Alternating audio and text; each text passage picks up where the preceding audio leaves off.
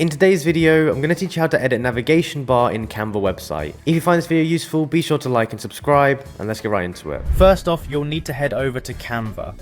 Open up your web browser and navigate to the Canva website. Remember, you should be using the most recent version to ensure you have all the latest features available at your disposal.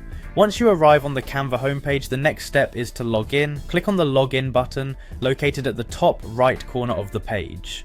Fill in your details and access your account. Of course, if you're already logged in, you can skip this step and proceed directly.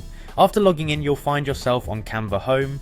This is essentially your dashboard where all your projects and design elements are centralized. Now look for the Projects tab. Clicking on this tab will take you to your library of saved projects. This is where you can manage and access all the current designs you're working on. Now it's time to select the project you want to work on. Browse through your list and click on the specific project where you wish to edit the navigation bar. This action will take you into editing mode, where you can modify and customize various aspects of your design. Once inside your project, you're ready to add a page.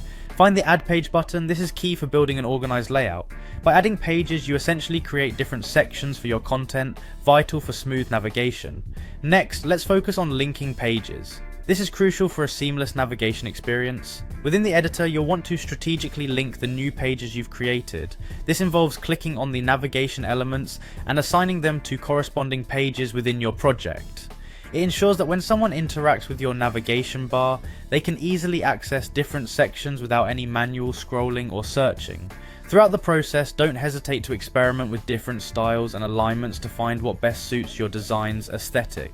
Remember, the aim is not only to make the navigation intuitive but also visually appealing. By following these straightforward steps, you will have edited the navigation bar in your Canva project effectively. I hope this guide was helpful and empowers you to create even more impressive designs with clarity and style. Thank you for tuning in and happy designing.